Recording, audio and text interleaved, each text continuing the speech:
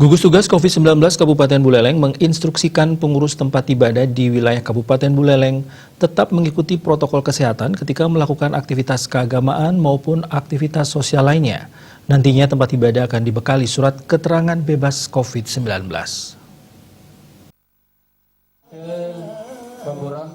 Hal tersebut disampaikan oleh Wakil Bupati Buleleng Inyoman Sucidera setelah melakukan pertemuan dengan Forum Kerukunan Umat Beragama di Buleleng. Dari hasil pertemuan tersebut, beberapa pengurus tempat ibadah di Buleleng diwajibkan mengajukan permohonan untuk membuat surat keterangan bebas COVID-19 dan sarana pendukung lainnya.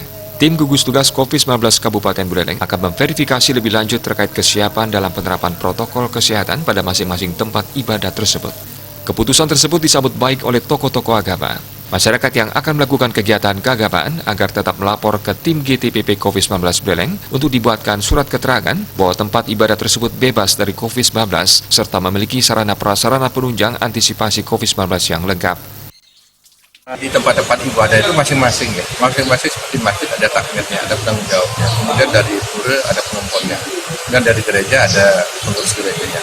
Nanti itu yang bertanggung jawab terhadap apabila nanti ada pelanggaran yang dilakukan. Kalau jadi ada pelanggaran, maka rekomendasi ini akan dicabut. Dan dicabut, jadi tempat ibadah tidak boleh melaksanakan kegiatan ibadah lagi. Minta keterangan bahwa tempat ibadah itu bebas COVID-19. Ya, semua pura. Ya, kalau desa adat, penanggung jawabnya kan adat. Kalau pura dadio, ada pengempon pura.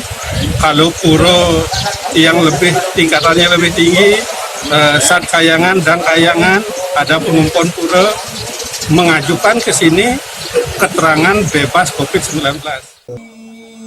Instruksi ini dikeluarkan guna menyambut kehidupan yang disebut era baru atau new normal. Komang Yuda, Bali TV.